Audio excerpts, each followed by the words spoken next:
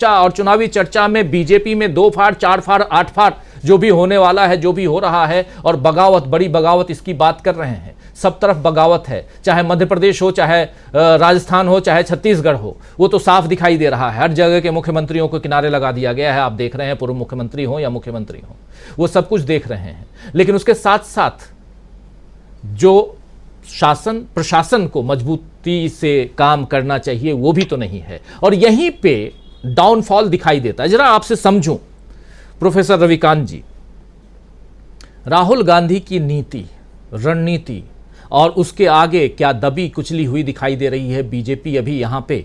मोदी जी की जो अभी तक सियासी रणनीति हुई है, उनके साथ एक सो कॉल्ड चाणक्य कहे जाते थे, वो सब आज की तारीख में कहाँ हैं? कहाँ हैं जो अपने सांसदों को उतार करके सोच रहे हैं कि किसी भी हालत में हम जीत जाएं? जरा आपकी प्रतिक्रिया इस पे। राजीव जी, जिसे हम बीजेपी पे कह रहे हैं, वो दरअसल नरभक्षियों की सेना बन गई। ये सिर्फ 12 साल की बेटी का ही मामला नहीं, एक और भयावह दृश्य उसी मध्य प्रदेश से आया है, जहां पर एक बुजुर्ग आदिवासी को चप्पलों से पीटा जा रहा है। एक मंडल अध्यक्ष भाजपा के शिव गणेश दीक्षित के द्वारा। 2 घटनाएं एक ही दिन में होती, और एक में सीधे तौर पर इन्वॉल्व होता है भाजपा का नेता। उसके पहले एक और आदिवासी पर पेशाब करने की जो घटना थी, उसमें भी भाजपा का नेता शामिल था। इसीलिए मैं कह रहा हूं कि ये नरभक्षियों की सेना बन गई। इनको कोई लेना देना नहीं है लोगों से, इस देश के संविधान से, लोगों की मर्यादा से, लोगों की इज्जत से कोई लेना देना नहीं है। अगर जरा भी शर्म होती, राहुल गांधी ने, मुझे लगता है, हल्के शब्दों का इस्तेमाल किया है। ये इतने बड़े बेशर्म है कि इनके लिए इन शब्दों के कोई मायने नहीं है। ये तो बहुत संसदीय शब्द है, इनके लिए कुछ और कहना चाहिए था राहुल गांधी को, लेकिन राहुल गांधी की अपनी शब्दों की मर्यादा है।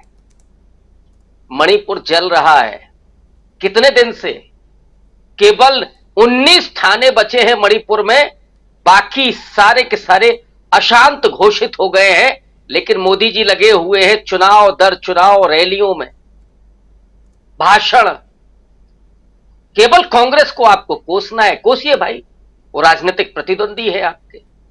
लेकिन इस देश के लोगों ने आपको जो दिल्ली के सिंहासन पर बिठाया था, जो काम करने के लिए 18 घंटे आप केवल यही एक काम कर रहे हैं कि कांग्रेस के अतीत को कोसना है, बड़ी बड़ी रैलियां करनी है, रोज दाढ़ी कटानी है, रोज मेकअप करना है, 4 बार ड्रेस बदलना है, और यहां मां बेटियों की इज्जत तार तार हो रही है। रोज लोग एक दूसरे को मणिपुर में मार रहे हैं, और यहां जो पूरा सामंती व्यवस्था है, उसमें आदिवासी को अपमानित, उत्पीड़ित किया जा रहा है, और एक 12 साल की बच्ची के साथ रेप हो रहा है।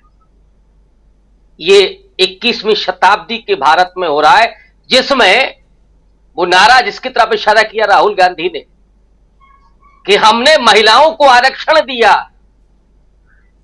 आरक्षण को लेकर के महिलाएं क्या करेंगी उसको? जिस देश में, जिस समाज में अगर महिलाएं सुरक्षित नहीं है, जिस सत्ता के साये में डूब मरना चाहिए ऐसे प्रधानमंत्री और मुख्यमंत्री को, उसके लिए कोई जगह नहीं है और कोई मान और सम्मान नहीं है लोगों की नजरों में। इसलिए मैं कह रहा हूं कि राहुल गांधी ने बहुत मर्यादित शब्दों का इस्तेमाल किया है। जिसकी बेटी के साथ बलात्कार हुआ होगा, जिस बुजुर्ग आदिवासी के सिर पर जो चप्पलें मारी जा रही हैं, उस समाज से जरा आप पूछ करके देखिए कि वो दर्द क्या होता है और फिर वो आक्रोश क्या होता है। मोदी जी क्या चाहते हैं कि महिलाओं को, आदिवासियों को, दलितों को वो गुलाम बना करके रखना चाहते हैं? कोई सवाल ना करे, कोई पूछे नहीं कि आप आज रैली में व्यस्त हैं और इधर ये हो रहा है। शुक्र है कि बाबा साहब डॉक्टर अंबेडकर का बनाया हुआ संविधान, नेहरू ने जिस लोकतंत्र को मजबूत किया, और गांधी की वो इच्छा जिसमें अंतिम व्यक्ति के आंसुओं को पहुंचना। जी। ये जो पूरे स्वाधीनता आंदोलन का सपना था, जिसने एक मजबूत संविधान और मजबूत लोकतंत्र की नींव रखी, संवैधानिक संस्थाओं की नींव रखी। हालांकि मोदी जी ने सब कुछ तहस नहस कर दिया है, लेकिन फिर भी जो नागरिक चेतना इस देश में पैदा हुई 60-70 साल में, जो संवैधानिक संस्थाएं और स्वतंत्र जो प्लेटफॉर्म डिजिटल आज चल रहे हैं, वो कम से कम बात कर पा रहे हैं, आवाज उठा रहे हैं। और ये तो कह ही रहे हैं कि थोड़ी शर्म आ जाती, थोड़ा काम भी कर लो जिसके लिए चुने गए हो, जब प्रधानमंत्री बने हो।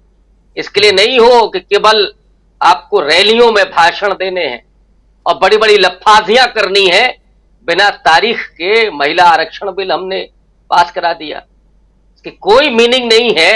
ये मीनिंगलेस प्रधानमंत्री वो इस देश को चला रहे हैं जिसमें लोग असुरक्षित हैं और आपस में ही, राजीव जी मैं आखिरी बात कह रहा हूं, देश के हालात ये हैं कि इस समय मिलजुल करके ही अपनी रक्षा करें, मिलजुल करके समाज को बनाएं, क्योंकि सत्ता में जो बैठा हुआ है वो इस समय आंखों पर पट्टी बांधे है स्वार्थ की, सत्ता की, और उसी में वशीभूत होकर के वो निर्लज्जता के साथ पूरा इस देश के सत्ता को अपने पैरों तले रौंद रहा है।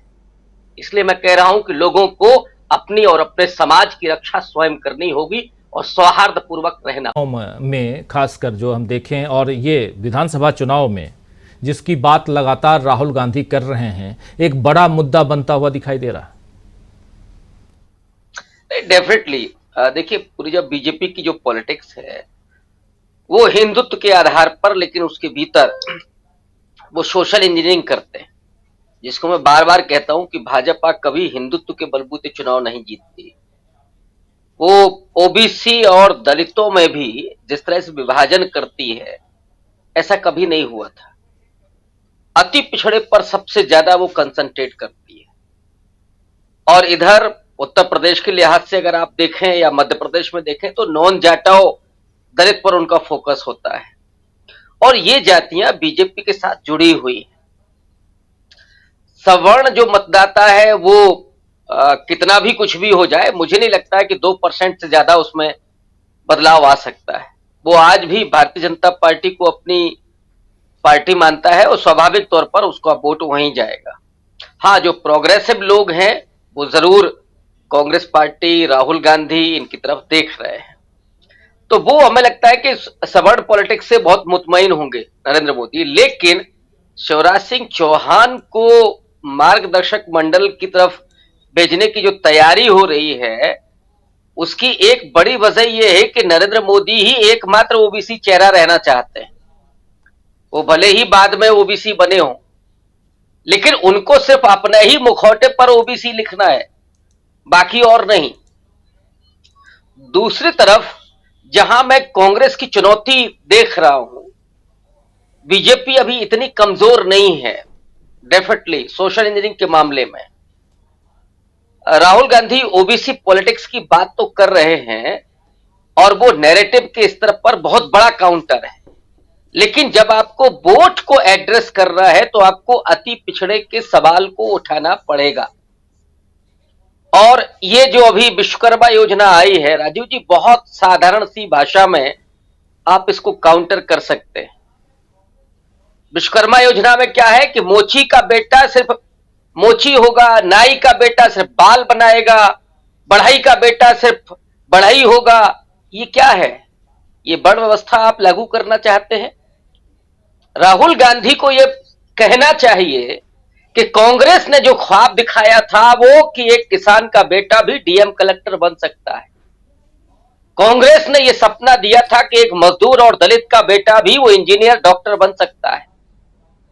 ये जो सपना था, उस सपने को खत्म करके नरेंद्र मोदी जाति के अनुसार पेशों में इस समाज को तब्दील कर देना चाहते हैं। इसका मतलब है कि आप वही सामाजिक व्यवस्था थोपना चाहते हैं जो मनुस्मृति का विधान है, हमारे संविधान को तहस नहस करना चाहते हैं। तो राहुल गांधी ओबीसी के साथ साथ संविधान को बचाने की भी बात कर रहे हैं, लेकिन मुझे लगता है कि इस पर कांग्रेस को अभी और काम करने की जरूरत है कि वो अति पिछड़ों को एड्रेस करें, नॉन जाटो दलित को भी एड्रेस करें, और दूसरा यहां से लीडरशिप पैदा करें। बीजेपी की जो असली ताकत है वो ये है कि इन समाजों से उन्होंने नेता पैदा किए। वो बात अलग है कि वो केवल जोकर हैं, वो मुखौटे हैं, लेकिन उनका इस्तेमाल वो वोट बटोरने के लिए जरूर करते हैं। इस तरफ भी कांग्रेस पार्टी को ध्यान देना चाहिए, खास करके राहुल गांधी को, और उनसे तो मैं उम्मीद करता हूं। बाकी कांग्रेस पार्टी में भी एक धड़ा है जो इस तरह से पॉलिटिक्स करता है, वो हम लोग जानते ही हैं, लेकिन राहुल गांधी से कम ये उम्मीद है। जी प्रशांत जी, आप कैसे देखते हैं? प्रशांत जी, सबसे बड़ी बात है